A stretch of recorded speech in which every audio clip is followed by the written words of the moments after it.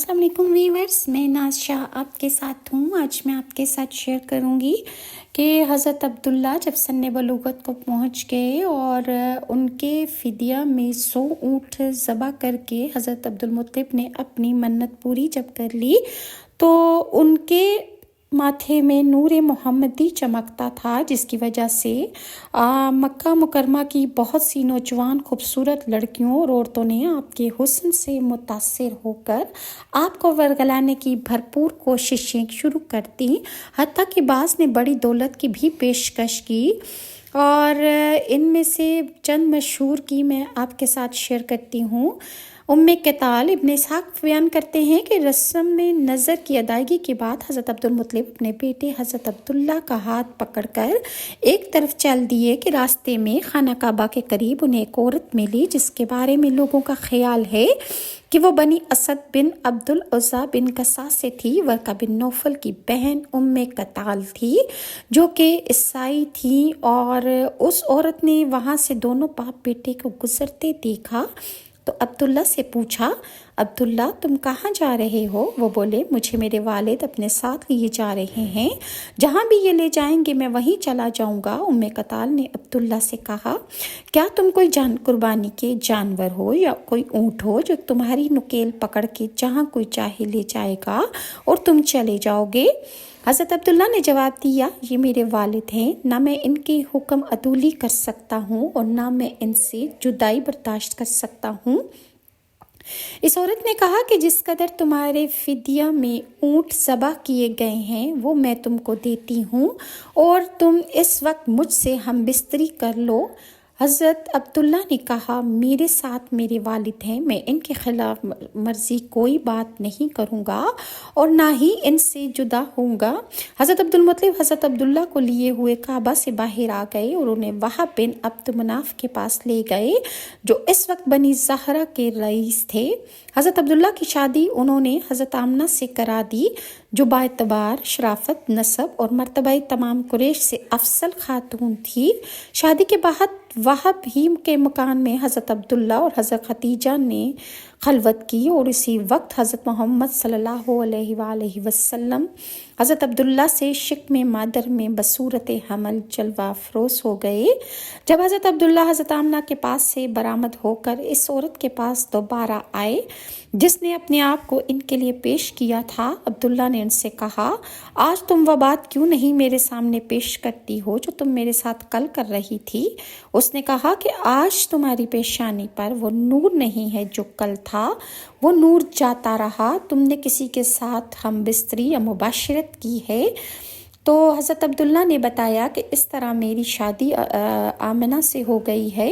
تو اس عورت نے کہا کہ مجھے اب تمہاری کوئی ضرورت نہیں اور نہ میں تم سے کوئی تعلق رکھنا چاہتی ہوں۔ حضرت عبداللہ بن عباس کی روایت ہے کہ جب حضرت عبدالمطلب حضرت عبداللہ کو لے کر ان کی شادی کرنے جا رہے تھے تو بنی خثعم کی ایک کاہنہ فاطمہ بن مرہ کے پاس سے گزرے جو اہل تبالہ کی ایک یہودیہ عورت تھی، اور اس نے یہود کی مذہبی کتابیں پڑھی ہوئی تھیں۔ اس نے حضرت عبداللہ کے چہرے پر ایک خاص نور کو دیکھا اور اس سے کہا کہ اے نوجوان، اگر تو اسی وقت مجھ سے مباشرت کرتا ہے، مجھ سے ہم بستری کر لے تو میں تجھے 100 اونٹ دیتی ہوں۔ حضرت عبداللہ نے فرمایا کہ حرام ہو نہیں سکتا، اس سے موت بہتر ہے، اور حلال کی شکل یہ نہیں، لہٰذا جو تم چاہتی ہو وہ بات کیسے ہو؟ اس کے بعد انہوں نے کہا کہ میں اس وقت اپنے والد کے ساتھ ہوں اور انہیں نہیں چھوڑ سکتا۔ عبدالمطلب ان کو ساتھ لیے ہوئے چلے گئے اور انہوں نے حضرت آمنہ بنت وہب سے حضرت عبداللہ کی شادی کر لی۔ 3 دن حضرت عبداللہ حضرت آمنہ کے پاس رہے، پھر پلٹے اور اب پھر اس خصمیہ عورت کے پاس جس نے مباشرت کی خواہش کی تھی۔ حضرت عبداللہ اس کے پاس تشریف لائے اور انہوں نے کہا، اب بھی اس بات کے لیے آمادہ ہو؟ اس نے کہا، اے شریف، میں بدکار نہیں ہوں، میں نے تمہارے چہرے میں ایک نور دیکھا تھا، میری خواہش تھی کہ وہ نور مجھ میں آ جائے، مگر اللہ کو یہ بات منظور نہ تھی کہ یہ سعادت مجھے نصیب ہو۔ اس نے جہاں مناسب سمجھا اسے وہاں پر ودیت کر دیا۔ یہ بتاؤ یہاں سے جا کر تم نے کیا کیا؟ حضرت عبداللہ نے کہا کہ میرے والد نے میری شادی آمنہ بنت وہب سے کر دی اور میں 3 دن اس کے ساتھ مقیم رہا۔ جب حضرت عبداللہ نے حضرت آمنہ سے شادی کا تذکرہ کیا تو اس عورت نے کہا، میرا خیال ہے کہ تم اس نبی کے باپ ہو جس کی ولادت کا وقت آ چکا ہے۔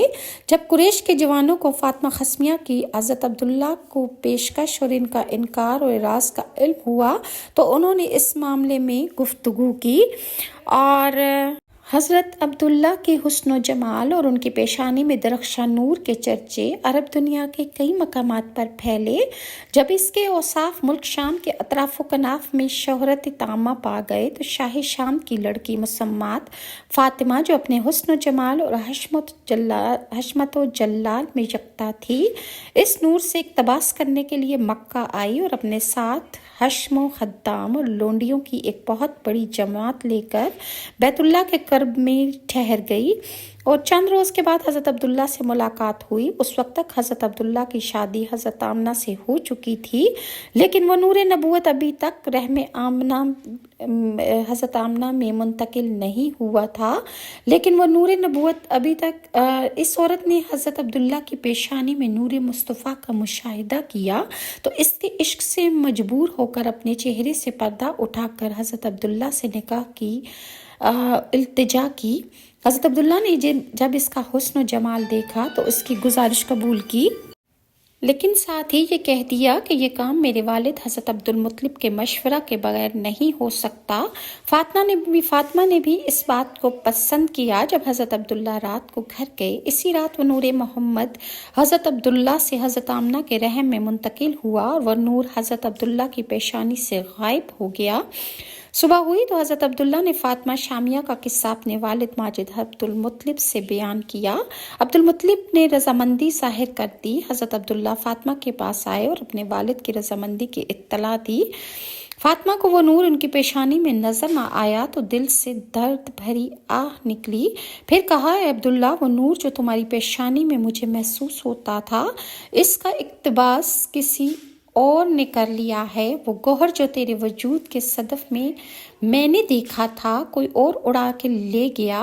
چلیے، اب آپ سے مجھے کوئی فائدہ حاصل نہیں ہو سکتا۔ میری خواہش کا ستارہ تو ڈوب گیا اور میری آرزو کی چنگاری بجھ گئی ہے۔ یہ کہہ کر وہ بے مراد ہو کر اپنے وطن کو واپس لوٹ گئی۔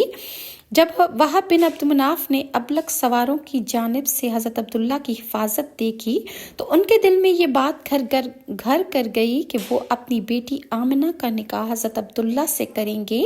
گھر آ کر انہوں نے سارا واقعہ اپنی بیوی کو سنایا، انہیں حضرت عبدالمطلب کی خدمت میں روانہ کیا کہ جا کر ان سے کہیں کہ میری عفت مآب اور نیک سرشت بیٹی جو اخلاق و اعمال میں بے مثال ہے، اگر وہ اس کو اپنے بیٹے عبداللہ کی زوجیت کے لیے قبول کر لیں تو نہایت مناسب ہوگا۔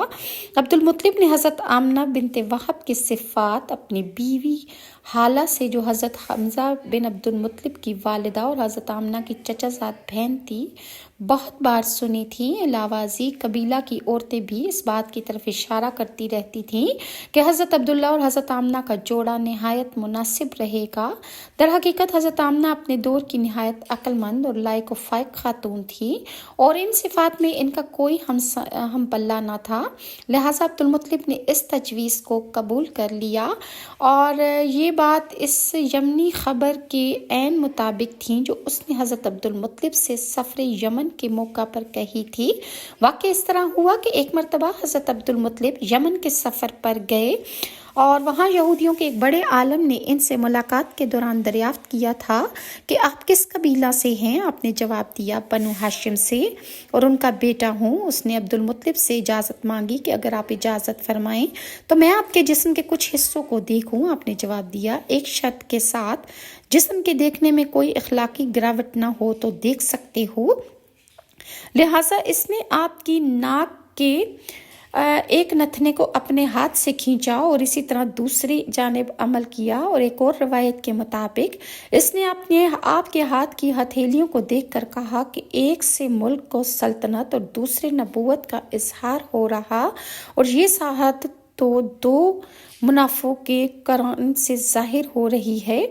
पहले अब्दुल मनाफ बिन कसा, दूसरे अब्द मनाफ बिन ज़हरा। फिर इसने सवाल किया तुम्हारे बेटे अब्दुल्ला की शादी हो गई है? अब्दुल मुत्तलिब ने जवाब दिया नहीं। तब यहूदी आलम ने कहा कि अब तुम वापस जाकर इनकी शादी बनी ज़हरा में कर देना। जब हज़रत अब्दुल मुत्तलिब मक्का आए तो ये बात मशहूर हो चुकी थी कि वहाब बिन अब्द मनाफ अब्दुल्ला से अपनी बेटी की शादी करना चाहते हैं, और इस सिलसिला में कारकुनाने क़ज़ा व क़दर ने ये यहूदियों वाला किस्सा इसका सबब बना दिया। लिहाजा हज़रत अब्दुल मुत्तलिब ने हज़रत हाला से कहा कि हज़रत अब्दुल्ला के लिए आमना का निकाह एक मजलिस में किया गया, लेकिन ये रिवायत कि अब्दुल मुत्तलिब और हज़रत अब्दुल्ला का निकाह एक मजलिस में पढ़ाया गया, क्योंकि अब्दुल मुत्तलिब ने हाला से हज़रत आमना की तारीफ़ सुनी थी। मज़ीद मैं आपके साथ नेक्स्ट वीडियो में शेयर करूंगी कि जब नूर मोहम्मदी हज़रत आमना में मुंतकिल हुआ तो काहिनों और नजूमियों और यहूदियों को किस तरह इल्म हो गया कि आखिरी नबी उस ज़मा जो है उनका वो अपनी वालदा के पेट में उनका जलवा अफरोज़ हो चुके हैं। इंशाल्लाह मैं आपके साथ नेक्स्ट वीडियो में शेयर करूंगी। अगर आपको मेरी वीडियोस अच्छी लगती हैं तो काइंडली लाइक और सब्सक्राइब ज़रूर कीजिए, और नेक्स्ट वीडियो तक के लिए नाज़ शाह को इजाज़त दीजिए। अल्लाह हाफ़िज़।